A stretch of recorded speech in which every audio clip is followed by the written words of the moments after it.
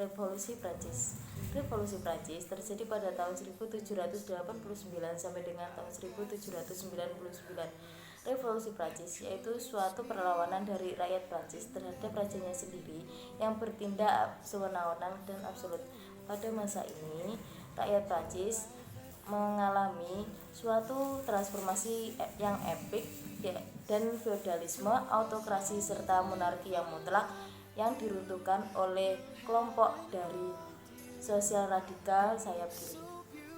Dari peristiwa ini memunculkan suatu deklarasi yang dinamakan Declaration Destroy the Homme et du Citoyen atau pernyataan hak-hak manusia dan warga negara yang muncul setelah Revolusi Prancis. Jadi yang paling mendasari dalam peristiwa tersebut adalah karena adanya paham rasionalisme, paham romantisme akibat revolusi Amerika dan sistem pemerintahan yang buruk. Namun yang paling mempengaruhi dalam peristiwa tersebut adalah akibat keuangan negara yang sedang terpuruk. Sebelum itu, di dalam deklarasi hak manusia dan warga negara ini memuat 3 hal, antara lain hak atas kebebasan, kesamaan, dan persaudaraan. Latar belakang terjadinya revolusi Prancis disebabkan oleh faktor ekstern dan intern. Faktor ekstern yaitu adanya pemikiran, ide, dan gagasan baru dari gerakan Enlightenment bagi rakyat Prancis, serta adanya revolusi Amerika yang menuntut persamaan dan kebebasan bagi rakyatnya. Sedangkan faktor intern yaitu keuangan negara bangkrut. Sang ratu yaitu Marie Antoinette bergaya hidup sangat mewah dan menyebabkan anggaran negara defisit. Sehingga Louis XVI selaku raja menaikkan harga pajak dan hal tersebut menyengsarakan rakyatnya. Dari hal tersebut timbul berbagai permasalahan sosial dan rakyat mulai menuntut hak-haknya. Revolusi Prancis dibagi menjadi 6 masa, yaitu yang pertama masa konstituen antara tahun 1789 sampai 1791, yaitu DPR sebagai golongan jelata mengadakan sidang sendiri dan mana sang raja mengatakan sidang tersebut ilegal dan tidak sah menurut sistem pemerintahan kerajaan Prancis. Yang kedua masa legislatif antara tahun 1791 sampai 1792.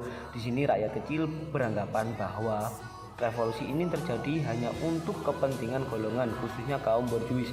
Yang ketiga masa konvensi nasional tahun 1792 sampai 1795. Terjadi ketegangan antara rakyat kecil dengan kaum borjuis terus berjalan dan dimenangkan oleh rakyat kecil, serta sistem pemerintahan kerajaan menjadi negara republik pada tahun 1792. Yang keempat masa direktori tahun 1795 sampai 1799. Rakyat cemas karena golongan bangsawan menduduki kursi legislatif semakin banyak dan kuat dan memiliki paham monarki. Yang kelima masa konsulat tahun 1799 sampai 1804. Napoleon membubarkan sistem pemerintahan direktori sekaligus mengusung sistem pemerintahan konsulat. Yang keenam masa kekaisaran antara tahun 1804 sampai 1815. Napoleon berhasil menyatukan semua golongan di negara Prancis, membuat Paus VII menaruh simpatik dan mengangkat Napoleon sebagai kaisar. Selanjutnya adalah substansi HAM yang dideklarasikan Revolusi Prancis.